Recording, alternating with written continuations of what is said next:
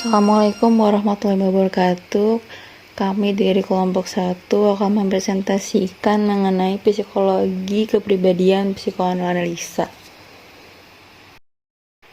Sebelumnya saya akan memperkenalkan anggota kelompok kami terlebih dahulu, yaitu Nur Ardianti Rahmadani dengan NIM 151, Zahwa Aren Oktavia dengan NIM 154, Putri Fatima Az-Zahra dengan NIM 157, Herlin dengan NIM 156, Alfat Kusuma Yuwanda dengan NIM 152, Mutiara Desi Fatmasari dengan NIM 155. Pertama-tama saya akan membacakan mengenai latar belakang terlebih dahulu, yaitu psikologi kepribadian adalah studi tentang pemikiran dan perilaku. Psikologi yang merupakan gabungan antara biologi dan filsafat memiliki banyak aliran pemikiran dan topik yang berbeda. Salah satu aliran psikologi paling terkenal adalah psikoanalisis, yang ditandai dengan interpretasi mimpi dan teori Freud lainnya. Teori psikoanalisis atau psikodinamik muncul pada abad ke-19 dengan fokus pada analisis alam bawah sadar dan mimpi. Billing 2006.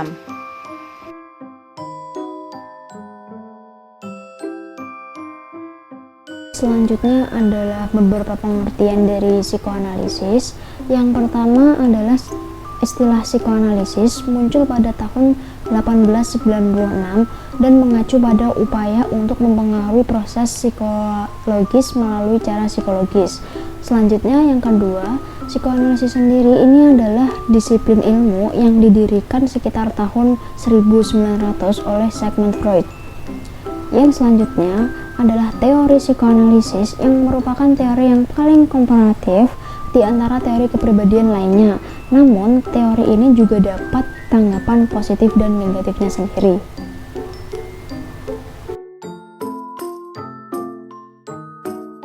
Freud menjelaskan perkembangan kepribadian terbagi dalam 5 tahapan, yaitu yang pertama, fase oral, dari 0 bulan hingga 18 bulan.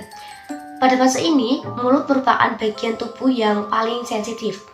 Yang kedua yaitu fase anal, dari 18 bulan hingga sekitar 3 tahun. Pada tahap ini, anus merupakan bagian tubuh yang sensitif.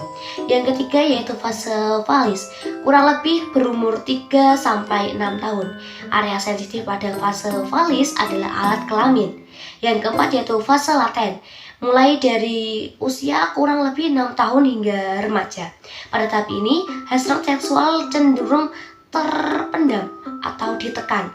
Yang terakhir yaitu fase genital, terjadi setelah masa pubertas. Pada titik ini, individu mengalami pematangan organ reproduksi.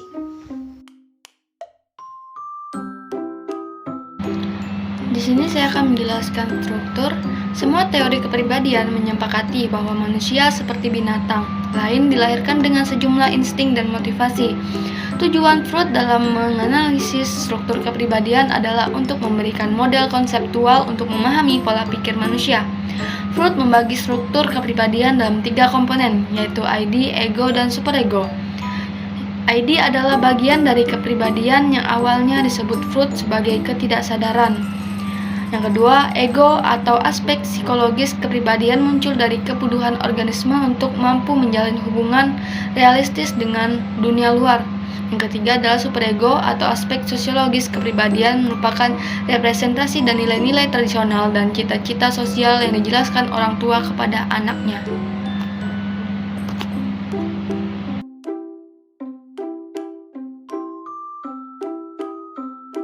Di sini saya akan menjelaskan contoh. Persepsi bawah sadar memungkinkan bahwa orang mengetahui sesuatu tanpa menyadari bahwa mereka mengetahuinya. Ini disebut subliminal perception atau instruksi rangsangan di bawah tingkat kesadaran yang diperlukan. Misalnya, pada penelitian awal, sekelompok subjek diperlihatkan gambar bebek yang dibentuk dari dahan pohon. Bagi kedua kelompok, gambar tersebut ditampilkan dengan sangat cepat, hingga hampir tidak dapat dikenali. Penelitian ini dilakukan dengan menggunakan tachytoscope, alat yang memungkinkan penelitian menunjukkan rangsangan kepada subjek dengan sangat cepat, sehingga mereka tidak dapat melihat gambar pada tingkat sadar.